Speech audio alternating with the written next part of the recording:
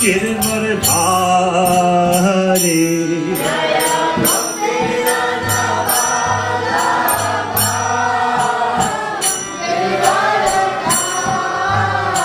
Yashodanandana Braja Janaranjana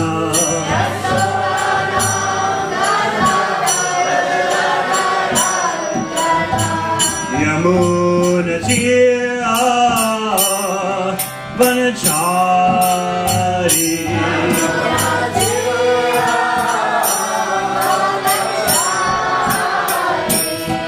Jaya Radha Madhava Kunja Bihari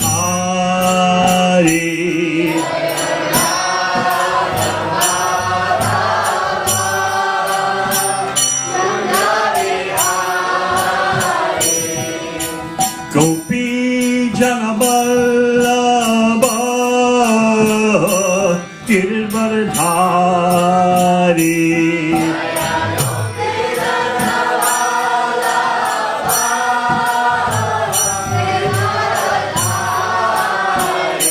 Jaya Gopi Janaballabha Giridvaradhari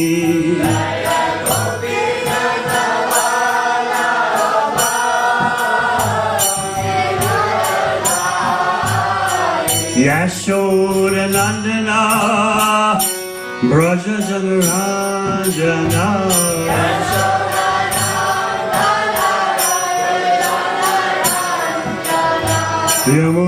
Yamunatira Vanachari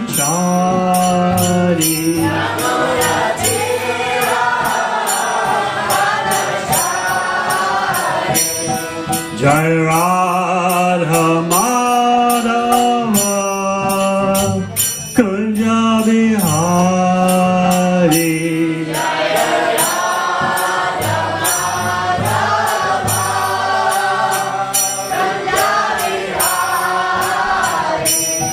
Jaya Radha Madhava Kunja Bihari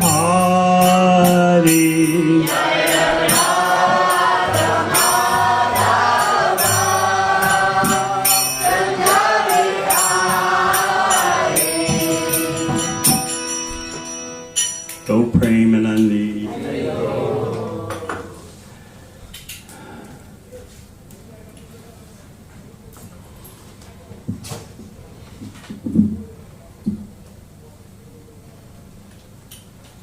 Text 97. Jai Jai Sri Caitanya Jai Nityananda Jai Jai Sri Caitanya Jaya Nityananda Jaya Dvaita Chandra Jaya Gaur Bhakta Vrinda Jaya Dvaita Chandra Jaya Gaura Bhakta Vrinda Jai Jai Sri Caitanya Jai Nityananda Jai Jai Sri Caitanya Jaya Nityananda Jaya Dvaita Chandra Jaya Gaur Bhakta Vrinda Jaya Dvaita Chandra Jaya Gaura Bhakta Vrinda Jai Jai Sri Caitanya Jai Nityananda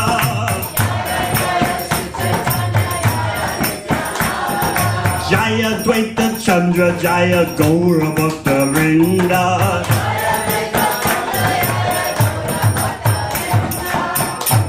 We're reading from Sri Caitanya Charitamrta, Adi Lila, Chapter 7, Lord Chaitanya in 5 features, text 97. Krishna Name Ye Ananda Sindhu Asvadan.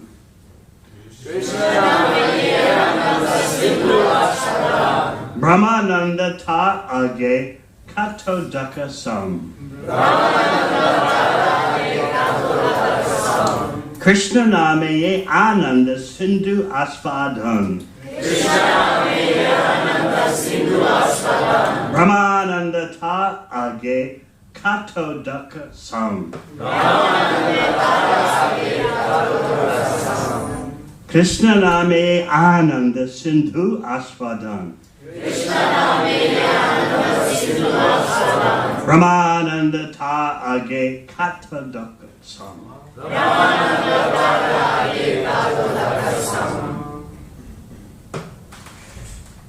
Krishna name ye anande sindhu ashwadana. Brahmananda tara age katodaka sama.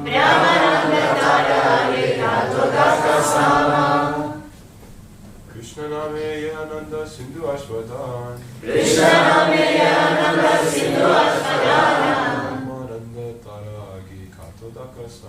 Brahmananda tara age katodaka sama. Vaishnavis.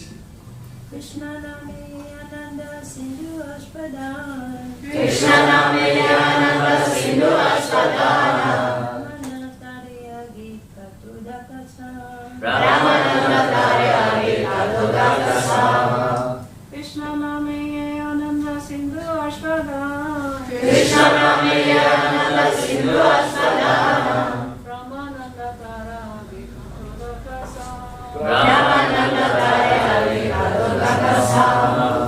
Krishna name in the holy name of the Lord.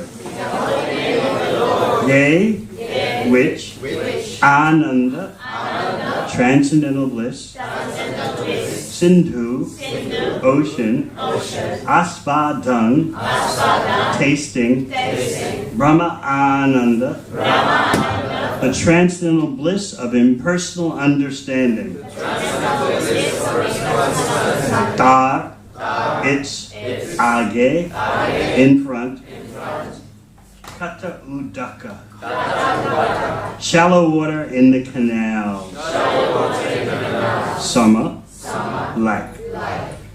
Translation: compared to the ocean of transcendental bliss that one tastes by chanting the Hare Krishna mantra, the pleasure derived from impersonal Brahman realization, Brahmananda, is like the shallow water in a canal. Purport: in the Bhakti Rasamrita Sindhu, it is stated, Brahmananda Bhavaresha Chait Paraja Gani Krita Naiti Bhakti Sukambode Paramanu Tulamapi. If Brahmananda, the transcendental bliss derived from understanding impersonal Brahman, were multiplied 1,000,000 times, such a quantity of Brahmananda could not compare with even an atomic portion of the pleasure relished in pure devotional service. Translation again: compared to the ocean of transcendental bliss that one tastes by chanting the Hare Krishna mantra, the pleasure derived from impersonal Brahman realization, Brahmananda, is like the shallow water in a canal.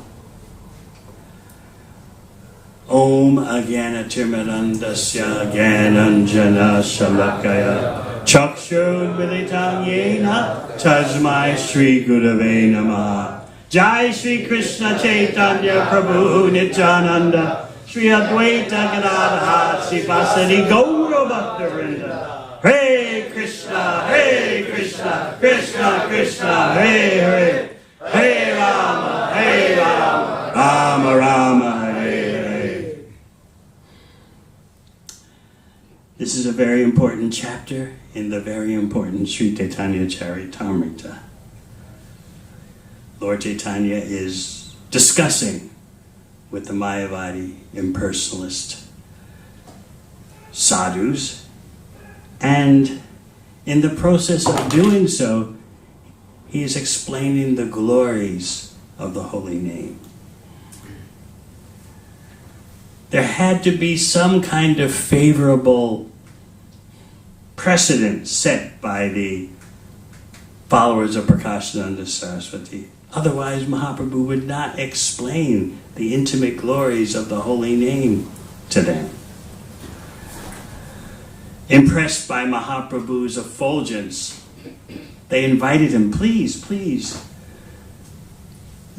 Prabhupada comments that they were thinking, well, we're all trying to merge into Brahman, but look at his effulgence. He's already there. So he's already Brahman realized.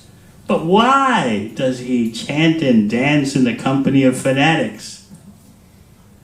They couldn't process that. But at least when Lord Chaitanya came in their presence, they responded favorably. Otherwise, when Prakashananda Saraswati had heard reports about Lord Chaitanya in Varanasi, he dismissed Lord Chaitanya as a sentimentalist from Bengal, chanting and dancing with other fanatics. And Prakashananda Saraswati said, such sentiment cannot be in much demand. There can't be much demand for it here in Varanasi, the citadel of impersonalism. Lord Chaitanya at first refused any lunch invitations in Varanasi other than his 2 or 3 associates, followers, because he was setting the precedent that Vaishnavas don't intimately mix with Mayavadis. And eating together is an intimate activity. So Lord Chaitanya seemed to have concluded that I've brought a heavy load of merchandise to Varanasi. The truckload, so to speak, of ecstatic love for Krishna. But no one seems to be able to pay the price. Varanasi is so dry, saturated with Mayavad. What am I supposed to do with this heavy load of ecstatic love of Krishna that I brought with me to distribute? I can't get the price required for it. But what option do I have? The ecstatic burden is so heavy, I just can't take it to another place. What I have decided to do is lower the price. So therefore, he went amongst the followers, the Mayavadi followers of Prakashananda Saraswati. And he impressed them so much with his effulgence and his humility. He sat down in a place where feet are washed. And so the Mayavadi sannyasis were touched, like, he's got an effulgence like he's Brahman. We all want to be Brahman, and it looks like he could be already there. But why is he sitting down in such a dirty place? So Prakashananda Saraswati took Mahaprabhu by the hand and said, please, please, come sit amongst us, your fellow Brahman realized.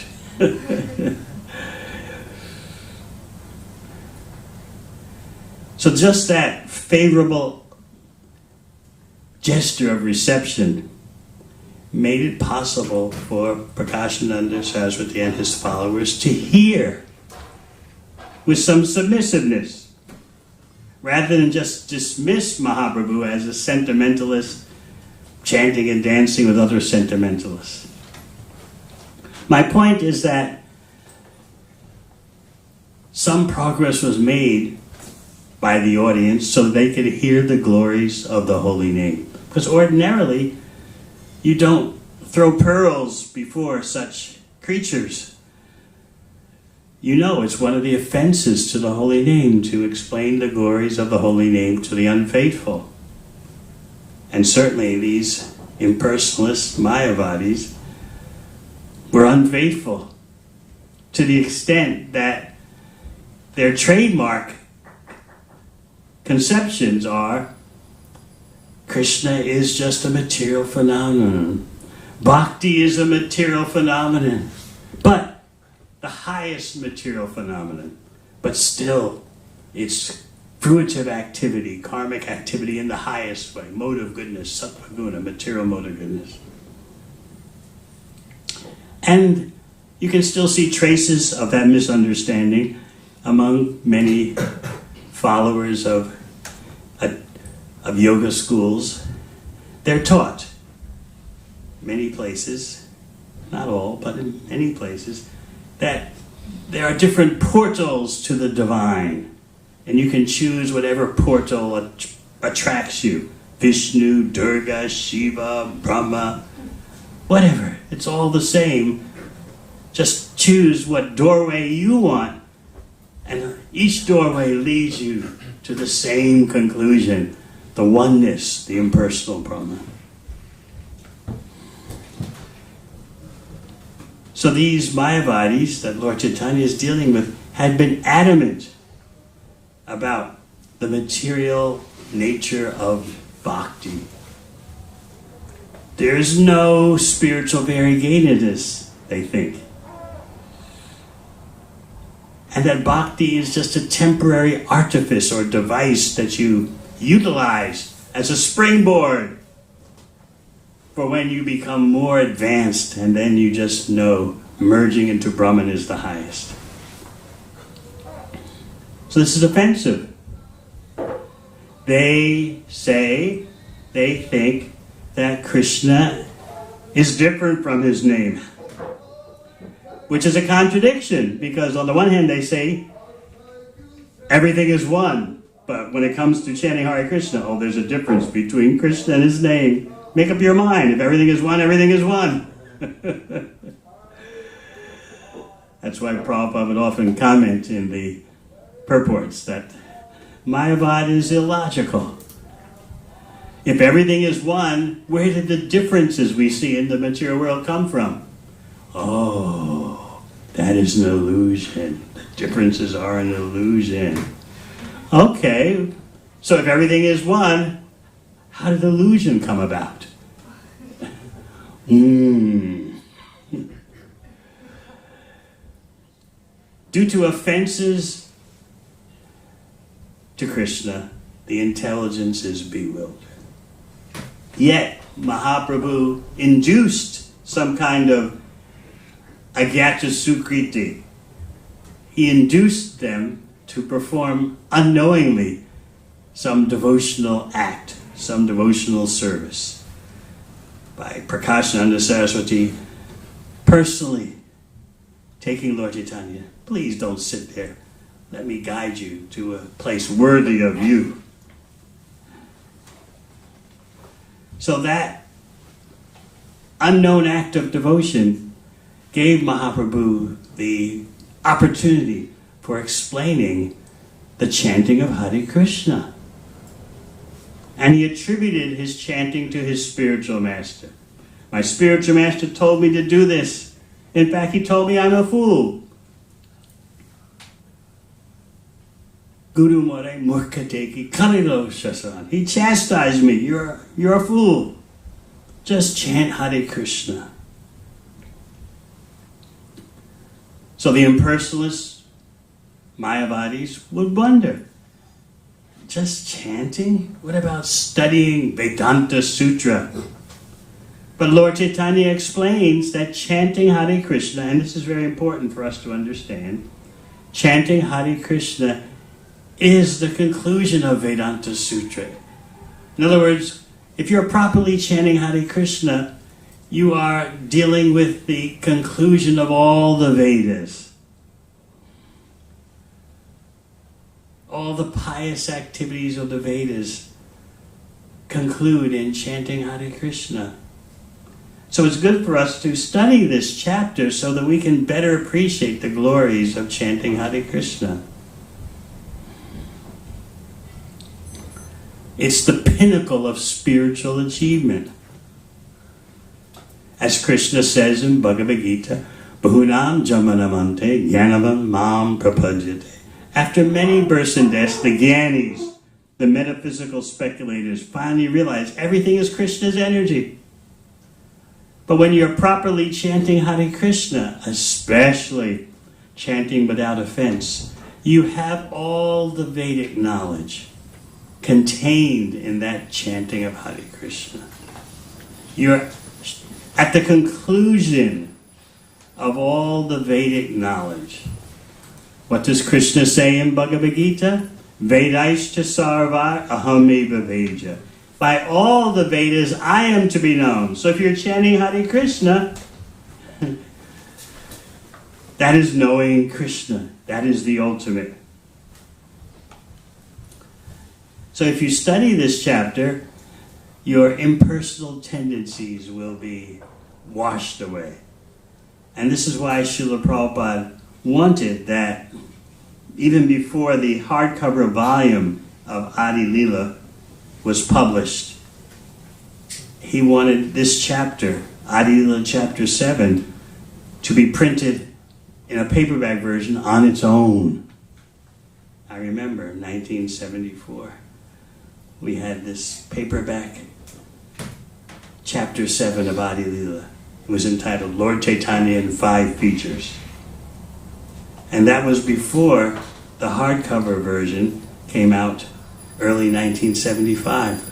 Srila Prabhupada thought this chapter is so important it can't wait for the hardcover version to be done.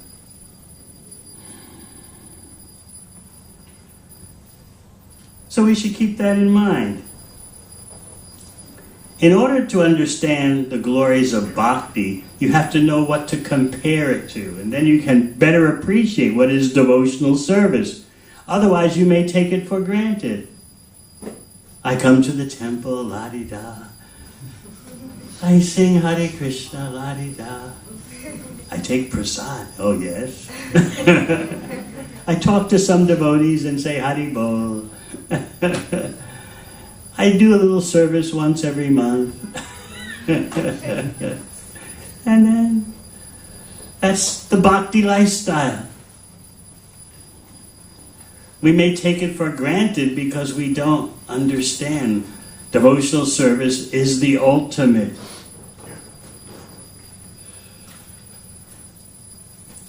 So therefore, you get the comparison given in the Shastra of Bhakti to merging in the impersonal Brahman.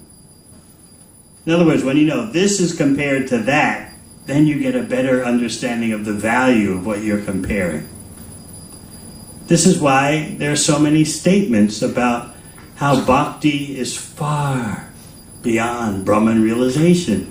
If you understand what Brahman realization is, then you say, wow. But if you don't know what Brahman realization is, you may just, why is this point always coming up? You remember from the first canto, the verse, Brahmeti Paramatmeti Bhagavan iti Shabdite. The 3 phases of realizing the absolute truth. Brahman realization, incomplete. Even the next phase, super soul realization, Paramatma realization, also incomplete. And Bhagavan realization, understanding, realizing the Supreme Personality of God, it contains all the preliminary phases.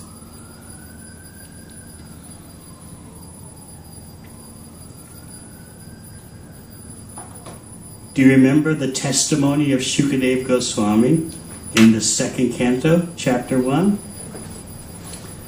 His testimony is very important because it helps you to see Bhakti in perspective, so you won't take it cheaply. He says, Paranistatopi Nirgunya Uttama Shloka Lilaya. I was perfectly situated in Brahman realization. But then I heard the glories of Krishna's pastimes from my father. So this is important because we may have difficulty adjusting to the reality of the Supreme Personality of Godhead and His pastimes. We have to search our heart, search our consciousness for any traces of impersonalism, because it's so all-pervasive these days. How comfortable are you really with accepting Krishna as the Supreme Personality of Godhead? And that Krishna is the same as His name. And that Krishna has personal activities. Do you really accept that as the ultimate? Or you're just mouthing religious doctrine? Krishna is the Supreme Personality of God. We're told that we should believe that. And we're told that the pastimes are attractive. How much are we striving for that realization? I remember once Srila Prabhupada commenting, saying, I wonder how many of my disciples really accept that Krishna is the Supreme Personality of Godhead. Rather than just, there's some kind of God or some kind of ultimate controller. Hey, why not Krishna? What the heck? We'll give it a go. For now it seems good, yeah. So it's necessary for us to hear the testimony of these personalities who are far beyond the spiritual level of human beings today, even though they're just impersonally realized. And that was the case with Shukadeva Goswami. He's giving you his biography because he wants to demonstrate that even the topmost transcendentalists, beyond material activity, they're attracted to Krishna. Take it from me, just like in marketing. You have any marketers here? No. No? No one wants to admit? Okay. If you can get a product endorsement from a famous person, then the common person thinks, oh, so-and-so says this is a great product. Well, okay, that convinces me. So that's what is being done in Bhagavatam. Shukadeva Goswami, perfectly realized in Brahman, he says, when I heard the glories of Krishna from my father, I moved higher to the next phase of Bhagavan realization. So that's to make the person hearing this think, well, if Shukadeva Goswami did that, surely I should take it seriously. And then you have the four Kumaras. They were completely situated in impersonal realization. But what happened to them? As their father, Lord Brahma, relays, they just smelled the aroma of the tulsi leaves and saffron on the lotus feet of the Lord, and their consciousness became transformed. So it's important to have references. Just like when you go to apply for a job. Generally they want to see references so they can see what your track record is, what your past is, and who will vouch for you as being a quality worker. So this is what Bhagavatam is doing. It's giving references. It's not just the bhaktas who are saying this, but look at these impersonalists who became bhaktas. These impersonalists were beyond karmic activity, but still, they went higher. They went to bhakti. This is what's going on. Therefore, it's good for you to know about the impersonal Brahman so that you can see how it is indeed trivial compared to bhakti. So what is impersonal Brahman realization like? First of all, if you're a Mayavadi offender, it's highly doubtful that you have full Brahman realization because of your offenses. You have some partial realization. You get a little buzz. But even if you are fully Brahman realized, like Shukadeva Goswami, like the four Kumaras, you haven't attained your permanent situation, your original constitutional situation in relationship to Krishna. Brahman realization is like a feeling of relief that you get when you had a good night's sleep. Anyone here had a good night's sleep last night? I didn't, because they had some celebration till 10 p.m. in the park near where we stay. Some bands playing and blasting their music. I had it all planned. arrive, take rest at 8:30, get up early in the morning, and then the plans were disrupted. But those of you who had a good night's rest know what it's like to wake up feeling refreshed. That's like Brahman realization. Another example given is you've been sick for a long time, and then your health comes back. It's one of those aha moments. Ah, I'm healthy. I'm not sick anymore. So that's what Brahman realization is like. Where's the positive activity? Where's the positive engagement? How long can you wake up from a deep sleep and just, I'm so well rested. I'm so well rested. Ah, yes, well rested. You got to do something. So this is why impersonal Brahman is just a temporary location at best. It's something. There's no doubt about it. It is a transcendental situation, but it's not where you should be. As Krishna says in Bhagavad Gita, Brahmano hi pratishtaham. I am the basis of the impersonal Brahman. The impersonal Brahman is based on me, the person. I give the example so many times.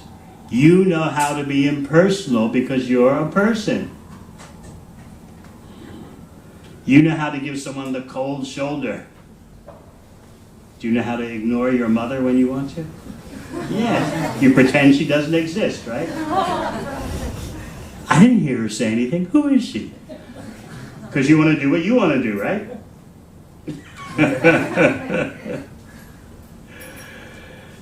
So you can be impersonal because you're a person. So similarly in Bhagavad Gita, Krishna is telling you the impersonal Brahman exists, but it belongs to me, the person. But if you don't want to subordinate yourself to Krishna, you don't want to be a servant of Krishna, then Brahman realization seems so attractive. And there is some feeling of relief. It's beyond karmic activity. This is why the impersonalist Mayavadis talked about in this chapter, they had the notion that Bhakti is fruitive activity, it's karmic activity, because it's a sense of individuality, and you're doing things. You're doing activities. All right, so Bhakti is the highest activity in the material world, but it's still in the material world. We want to go beyond that. We want to merge in the oneness. So again, this chapter is very important for putting us in a washing machine and totally washing out any impersonal traces. And in the process, Lord Caitanya is giving such instruction in chanting Hare Krishna.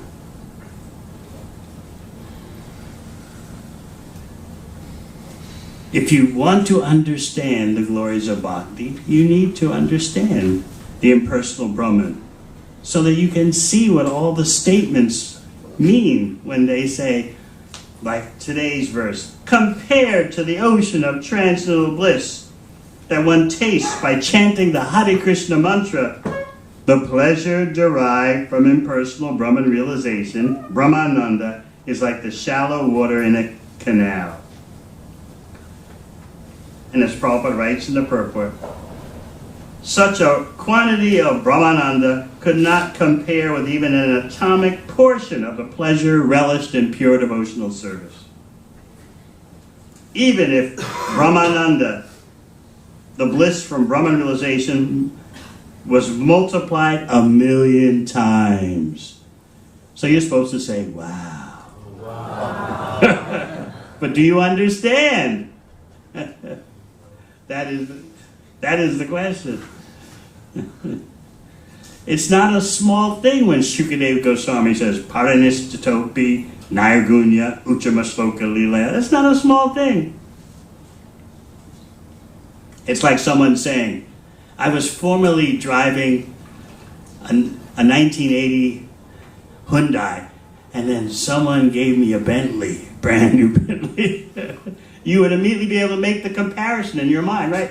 Wow, you went from a 1980 Hyundai to a brand new 2023 Bentley. You can see the value, the relative value, but it has to be the same when it comes to the impersonal Brahman. You have to see it in context, because so many statements in the Shastra are saying that Brahman realization, the pleasure you get from it, is nothing compared to Bhakti. So I wonder how many of you have ever thought about this. Raise your hands if you. 1, 2, 3.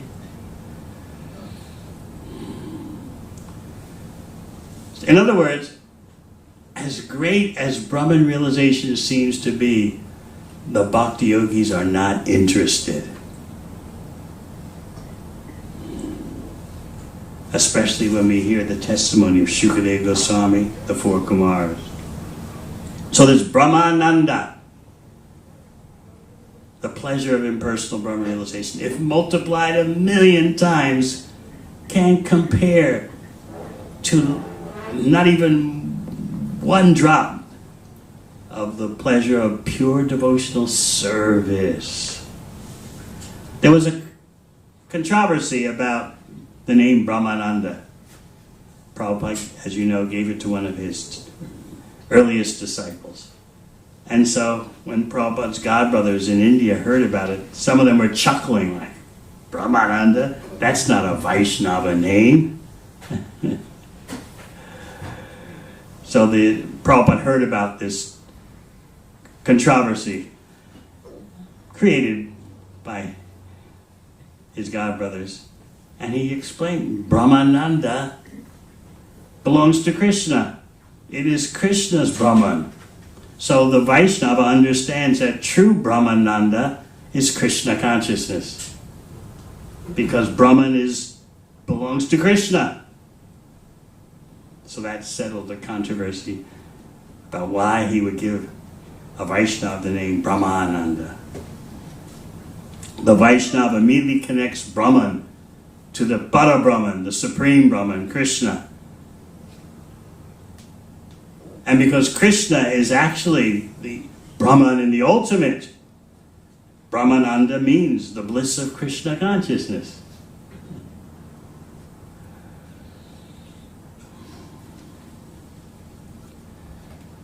So what you get in the Shastra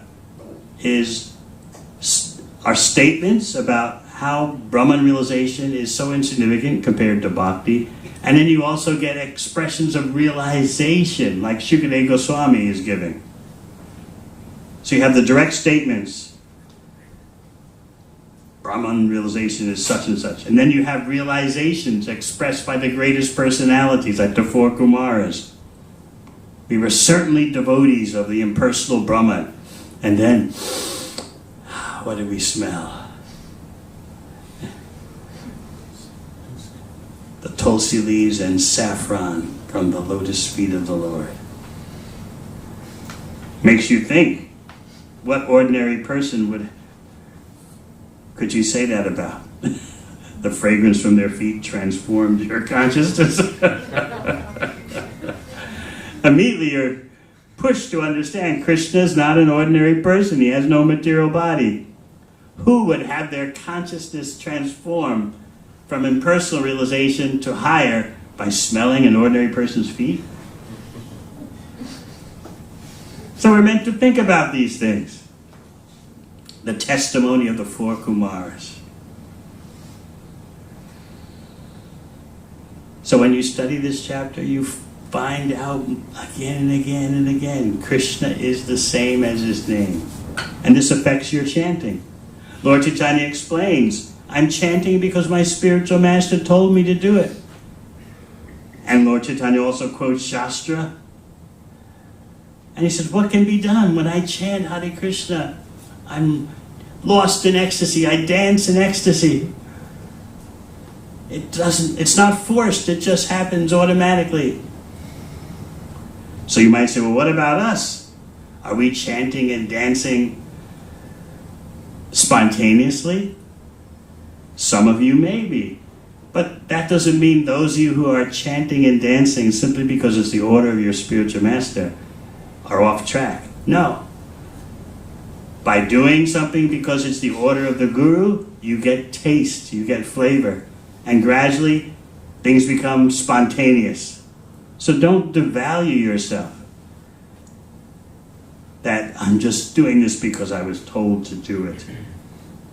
Don't become fooled by Kali Yuga consciousness. Don't do anything anyone tells you. If you're doing something that someone tells you, that means it's inferior. You've got to wait until it comes out of your heart naturally, spontaneously. Otherwise, don't do it. Don't force yourself to chant Hare Krishna. Yes, you can force yourself to take prasad, but don't force yourself to chant Hare Krishna. Wait until you have the desire to chant. Maybe sometimes you've heard devotees unfortunately say that, well, I'm not chanting 16 rounds because I felt that it's better to wait until I feel like chanting a couple of rounds, and then Krishna will appreciate that better. How many have heard that before? Yes, it's common concoction. I chant 1 or 2 rounds a day, even though I'm an initiated devotee, because it's better.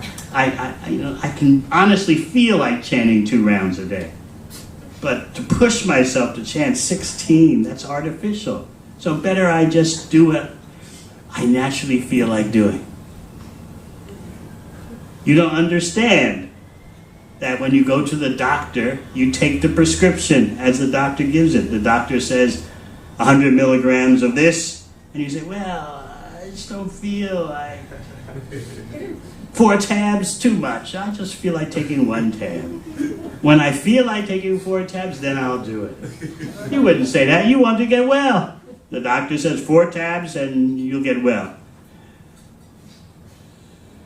So why are we treating Krishna in this way? That we refuse to properly go through the preliminary stage of devotional service, which is the therapeutic stage, and then comes the relishing stage. But even in the therapeutic stage, there's taste, there's spiritual taste. Actually, the Shastra says, even in the sadhana stage of bhakti, there's a taste of Krishna praying.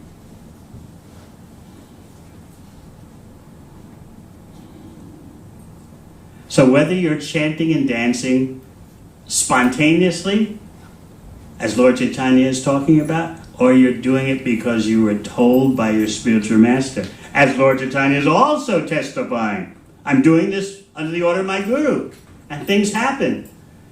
I start becoming a madman, crying, laughing, dancing. Then I brought that situation to my guru and asked for clarification. What's happening? I took your order, I chanted Hare Krishna, and now look at all this. What's come over me? And what was his spiritual master's response? Congratulations, you have reached the result of chanting Hare Krishna. You have attained pure love of Krishna. So Lord Caitanya in this chapter is demonstrating his spiritual dependency on his spiritual master. Not that, well, I took initiation, yeah, now it's time for me to do my thing. I've got a spiritual name. I've got some stature in the Vaishnava community. I've got some neck beads around my neck. I've got some social position, some social acclaim. But Lord Caitanya says, my spiritual master told me I'm a fool. Mahaprabhu is Krishna himself. Radha Krishna combined, the Supreme Personality of Godhead. Yet he's presenting himself like that. My spiritual master told me I'm a fool. I should just chant Hare Krishna. So I did. And then all these symptoms of ecstasy overcame me. So I brought that to my spiritual master so he could clarify. So you get so much of spiritual reality in this chapter.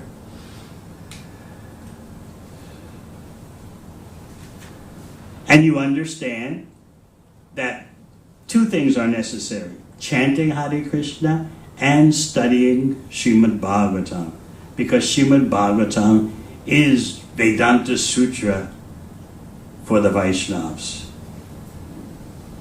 That's why there weren't commentaries by Vaishnavas on Vedanta Sutra until Baladev Vidyabhusan, for various practical necessities, wrote one. Because Bhagavatam is the natural commentary on Vedanta Sutra. So you're wondering how to increase the taste of your chanting? In the first canto of Bhagavatam it is stated, Vasudeva Kataruchi Sammahat Sevaya Vipra. By rendering service to the Great Soul, you get Kataruchi, a taste for talks about Vasudeva, for talks about Krishna. And the other, number 2, mentioned in this chapter, is by hearing Srimad Bhagavatam daily. That brings about a taste in chanting Hare Krishna.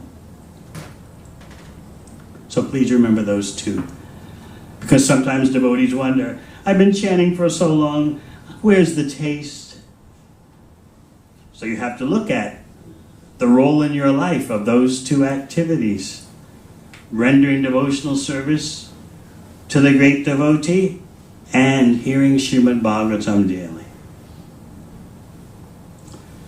All right, any questions? Yes.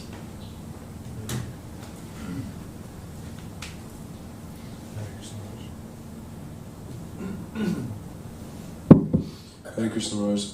I was thinking about what you mentioned about the prescribed number of 16 rounds and people wanting to be more lenient on themselves. When we're making friends with someone who's new to Krishna consciousness and they look to us for advice, how do we go about that with them? Because I've noticed that I have been very kind of lenient in the way you described, with people telling them to take their time and not chant too much at first. The second part, so what's the situation? A new person who's coming to Krishna consciousness, who doesn't know how much they should chant, how quickly they should get into it. If they look to us for advice, how do we go about encouraging them or not pushing them too much? You have to become expert at gauging their appetite. It's like saying, how much should I feed someone? How much should I put on their plate? That takes expertise. Gradually you'll develop a sensitivity for how to bring someone along gradually according to their capacity. Just like when you're cooking, the experienced cooks they don't use recipes. They just know, put a dash of this in, of this amount of spice, that amount of spice. But in the beginning, you got to go by the cookbook. So, what I do, if I see that there's a possibility, the person is having some interest in chanting Hare Krishna, or should have some interest because they've heard about chanting and they're wondering about it. So I ask them, well, how many, and often, let me clarify, often the person is sporadically chanting. 1 round Monday, 2 rounds Wednesday, 0 rounds Friday. So what do? I say, how many rounds can you do a day steadily, for sure? And they think, Sometimes, generally they say usually 4. I could do 4 every day. I say, very good. Now, what I want you to do is every week increase by 1 without going backwards. So next Saturday, go up to 5 rounds. And then the Saturday after that, go up to 6 rounds. Unless, I sometimes say this, unless you're more enthusiastic and you'd like to increase by 2 every week. So 50% of the person say, oh no, 1 a week, that's increase, that's good enough. Others, I think I can do 2, go increase by 2 a week. And that way they feel some ownership. And then I give myself as an example. I say, do you know how I started to chant Hare Krishna? And because they're assuming that we all started chanting Hare Krishna as soon as we popped out of the womb, we were chanting 16 rounds. They all think that. Oh, you must have been doing this since, like the babe, Gita Govinda's holding. You must have been chanting rounds, from that time. But I said, no. I started by doing not one round a day, but one bead a day. Wow. So I say, if there's hope for me, there's even more hope for you. I started with just one bead a day. So you have to know how to make the whole process not seem so intimidating. Ooh, 16 rounds. Because everyone thinks like that in the beginning. So how do they do it? 16 rounds. God, that takes forever. So you give them the baby steps. Just add one every week and gradually, organically. Throwing a buzzword like that. Organically, you'll reach 16 rounds, what I call the minimum dosage. So it sounds therapeutic, which it is.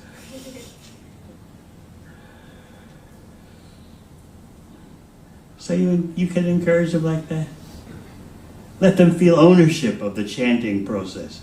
How many rounds do you think you could do every day right now? You're doing 1 here and 2 there. Pick a number that you're sure to do every day. That puts the ball in their court, so to speak. It's all in their lap. What can I do every day? I think I can do 2 rounds every day. Very good. Whatever they say. Very good. And why not try to increase by 1 a week? Unless, of course, you've got a bigger appetite. Maybe you could try 2. Rarely someone tells me, no, I'm going up 4 every week. I'm increasing by 4. That's very rare. Because with the material consciousness, which is ruled by time and space, people can't figure out, how do you fit 16 rounds in? They can't figure it out. They don't understand that chanting Hare Krishna creates time, in that you're not wasting so much time in your mind because your mind's becoming purified, so you actually have more time. They don't understand that they're wasting time in their mind. Am I happy? Am I not happy? Am I with the right person? Is the right person with me? How is this relationship going? What about my job? Am I feeling fulfilled by my job? Am I doing what I'm passionate about? It all takes time. How will I be happy this weekend? Why should I wait till the weekend to be happy? On and on it goes. What do others think of me? What does my family think of me now? Why is my family breaking apart? On and on it goes. Will my job be safe from ChatGPT? There's so much time in the mind. On and on it goes. So it's really hard for them to see that there's going to be time for all that chanting. So you give them baby steps. And you'll see this works. Yes.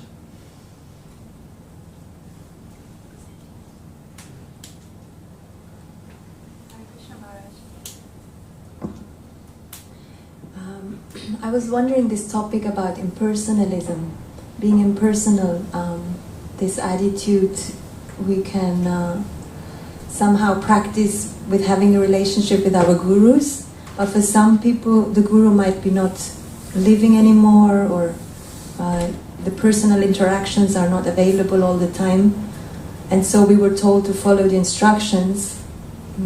But can you maybe help us with some insights how you maintain this relationship with Srila Prabhupada? He's not here, but still being very personal. Otherwise, how can we do that with Krishna at some point? You'll see that the association with the spiritual master is more present by instruction, but that takes some time and realization. You're not being cheated or shortchanged by saying, feel the association in the instruction. But in the beginning, You want physical association. I remember Prabhupada saying that physical association with the Guru is for neophytes. So I was thinking, well, I want to be a neophyte then. Let me stay a neophyte so I have Prabhupada's association.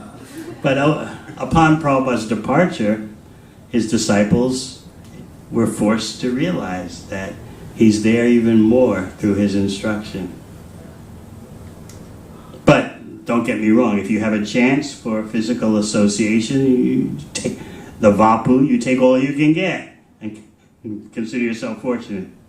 Not that I don't need to go see or go discuss with the Guru because that's just his physical presence. No, while the physical presence is there, you render service in that way, and you also follow the instruction. Still, it is a fact that everyone needs some association that can guide you. Whether your spiritual master is physically present or not, you need some guiding association. So you pray to Krishna for that. Bhakti is a guidance culture, I like to say. So your real wealth is association that helps you see the way forward. Okay? Yeah. Hare Krishna Maharaj. Sometimes I come across people who used to chant 16 rounds and have given up now. Only sometimes? Yeah, yes, and my heart breaks, but I don't know how to motivate them back to chanting. It's hard to wake up someone who has their eyes forced shut and doesn't want to open their eyes. So often the best thing you can do is just show by your own example how the spiritual lifestyle is based on chanting Hare Krishna. Often what they say is that since I stopped chanting, I don't notice any difference. You've heard that before? Yeah. Yeah, no thunderbolt struck me. I stopped chanting 5 years ago. I feel like a normal person. That's the covering of Maya. Of course, if you say that to them, you're just covered by Maya. Oh, there you go, being judgmental, fanatical. I feel more natural now that I stopped chanting. Having a fixed time every day, chanting a fixed number of rounds, it was artificial for me, really. I mean, I still believe in Krishna. So, such persons, be compassionate upon them, for such persons, and be able to discern, to detect when it's time to say something, when it's not. They don't want to hear it, they don't want to hear it. And that's something you have to tolerate. But don't you become affected by that. But yes, there'll be persons coming to Bhakti, as you know, who go. But what do you want? You have to be firmly in touch with what you want. Because you come into this world alone and you leave this world alone. So you have to know what you want. Otherwise, it's true that Bhakti is a social phenomenon. Your friends, you would want them all to be as spiritually enthusiastic as you are. But it's going to happen that even some of your friends may fall victims to illusory energy. So you have to know what you want. Yes. And this will be the last question, so I'm sure it's a good one.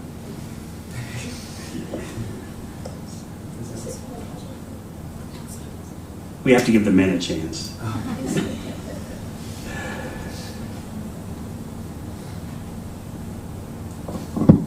Hare Krishna Gurudev, thank you so much for your class.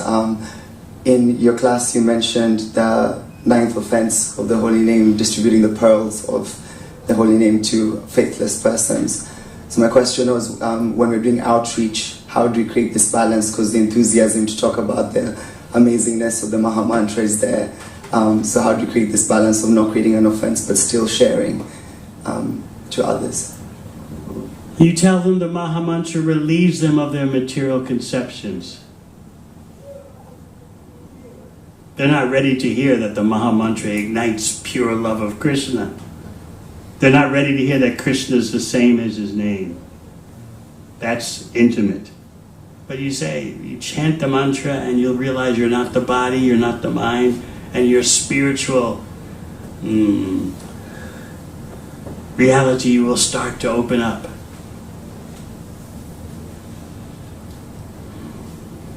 But if you start saying Krishna is the same as his name by chanting Hare Krishna, you revive your original relationship with Krishna in one of the 5 rasas. And that's throwing pearls before creatures that are not qualified to hear.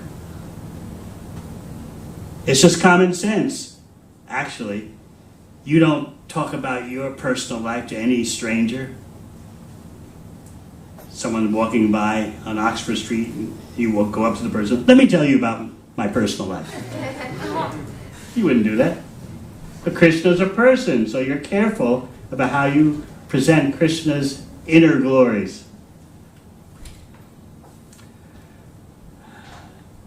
So I hope you all will take a greater interest in this chapter of Adi Lila, this chapter 7. It may take you time to read and reread and reread it over the years, but it'll become more and more meaningful to you as you start to recognize how much influenced we are by impersonalism. Thank you very much. Hare Krishna. Hare Krishna.